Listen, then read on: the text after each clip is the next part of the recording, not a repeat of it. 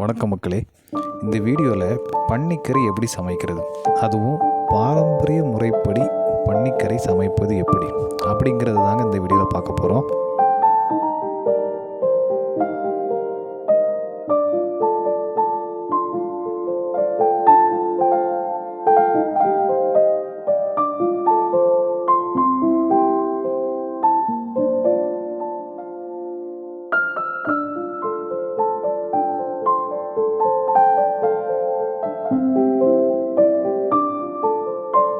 இந்த சமையல் எங்கே வச்சு பண்ணுறேன்னா, நம்ம ஊருக்கு ஒதுக்குப்புறமாக தாங்க பண்ணுறோம். கொஞ்சம் காட்டு பகுதி மாதிரியே இருக்கும். ஸோ நல்லா இருக்க லொக்கேஷன் அப்படிங்கிறனால இங்கே வச்சு பண்ணுறோம். இதில் பன்னிக்கறியை ஃபஸ்ட்டு நல்லா க்ளீன் பண்ணி எடுத்துக்கிட்டோங்க. ஸோ பக்கத்துலேயே பார்க்குறீங்க, ஒரு மண்சட்டியும் எடுத்துருக்கோம். நம்ம மண்சட்டியில் தான் சமைக்கவும் போகிறோம். ஸோ இப்போது என்ன பண்ணுறோங்கிறத பார்க்கலாம். முதல்ல அடுப்பு பற்ற வச்சிடலாம்.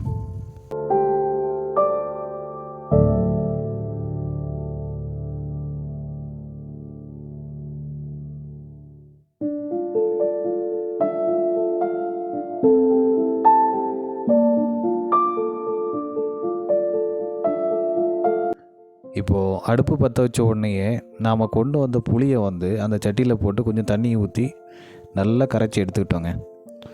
ஸோ ஒன்ஸ் அந்த புளியை நல்லா கரைச்சி எடுத்துக்கிட்ட உடனேயே பன்னி இறைச்சியை அந்த தண்ணியில் போட்டுடுறோம். ஸோ கவர் எல்லாம் அது இங்கேயே போட மாட்டோம், எல்லாம் எடுத்துகிட்டு போயிடுவோம். ஸோ நமக்கு இப்போ தண்ணி சரியான அளவாக இருக்கான்னு பார்த்துக்கிடணும்.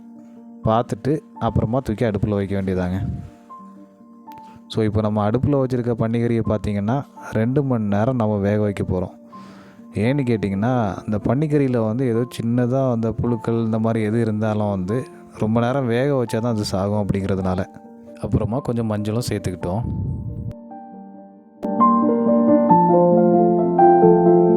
இப்போ இந்த கறி வேகிறதுக்கு நல்ல தீ போடணும், அப்போ தான் நல்லா கொதித்து வேகும். நம்ம கொண்டு வந்திருக்க மூடி எடுத்து மூடி வச்சிடலாம். நம்ம மூடி வைக்கிறதுல இன்னொரு பிரச்சனை என்னென்னா டக்குன்னு பொங்கிடும். அதனால் பொங்குறத நம்ம கொஞ்சம் கவனமாக பார்த்துக்கிட்டு மூடியை எடுத்து கொஞ்சம் கிண்டி விட்டுறணும் பார்த்துடுங்க. அப்போ தான் அது பொங்காமல் கரெக்டாக இருக்கும். நம்ம முதல்ல கரண்டி எடுத்துகிட்டு வரல, அதனால் பக்கத்தில் என்ன மாமரத்தில் ஒரு கம்பு உடச்சி அதை தான் உள்ளே போட்டு கிண்டிகிட்டு இருந்தோம். இன்னொரு முக்கியமான விஷயம் என்னென்னா, அடியில் பற்றாமல் கொஞ்சம் கிண்டி விட்டுடணும்.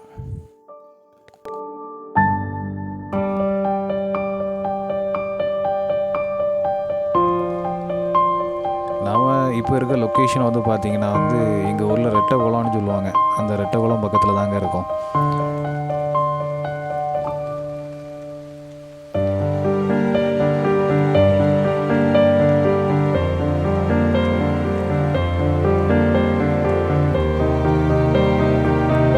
இந்த இடம் பார்த்திங்கன்னா ரொம்ப அருமையான பிளேஸு. ஸோ ஃபுல்லாக குளத்தில் தண்ணி கிடக்கு. இப்போ மழை வேறு பெஞ்சிருந்தா எல்லா பக்கமும் மறுகால் ஓடி பயங்கர தண்ணி, நல்லா அருமையான காற்று, வெயிலே தெரியல, சூப்பராக கிளைமேட் இருந்ததுங்க. இப்போது நமக்கு பன்னிக்கறி நல்லா குக் ஆகிடுச்சு.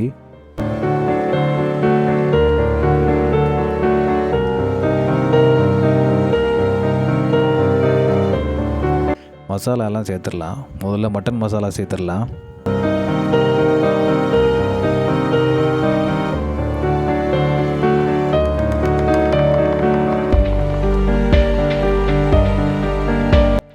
அடுத்து நம்ம கொண்டு வந்திருந்த மல்லிப்பொடி, கொரியாண்டர் பவுடர், மல்லிப்பொடி, ஜீரக பொடி சேர்க்குறோம்.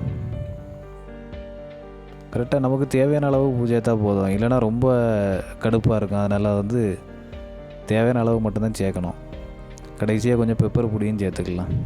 இப்போ பெப்பர் பொடியெல்லாம் சேர்த்துட்டு நம்ம அந்த பன்னிக்கறியை கொஞ்சம் நல்லா கிண்டி விட்டுக்கிறோங்க.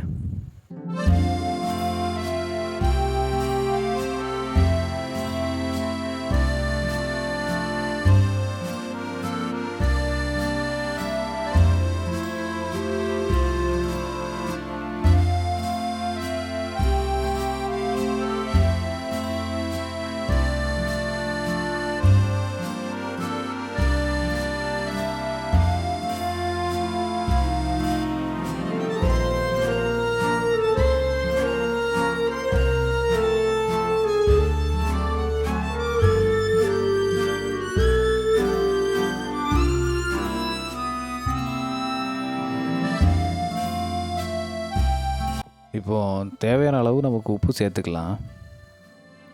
உப்பு சேர்த்துட்டு கொஞ்சம் நல்லா கிண்டி விட்டுடணும். அப்போ தான் உப்பு எல்லா கறியிலையும் நல்லா பிடிக்கும் பார்த்துடுங்க.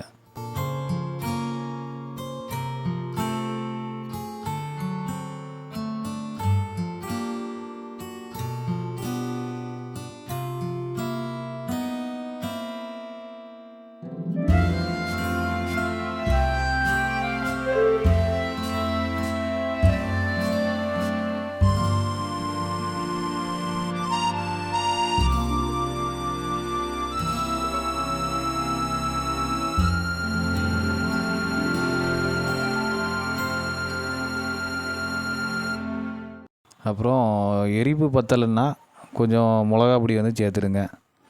அதாவது தேவைன்னா சேர்த்தா போதும். சிலவங்களுக்கு எரிப்பு பிடிக்காதவங்களுக்கு சேர்க்க வேண்டாம். எரிப்பு சாப்பிட்றவங்க கொஞ்சம் மிளகா பொடி சேர்த்துடுங்க.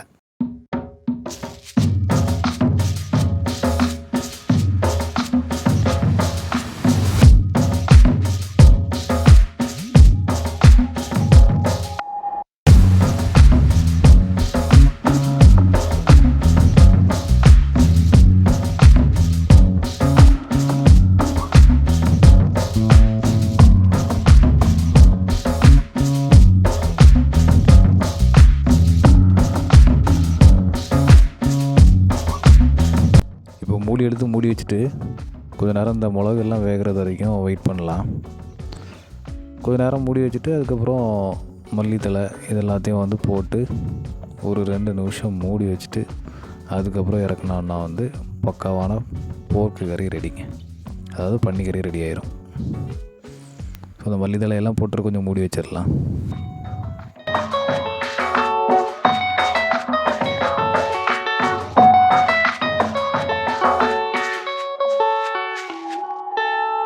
பாருங்கள், சூப்பராக வெந்துருச்சு.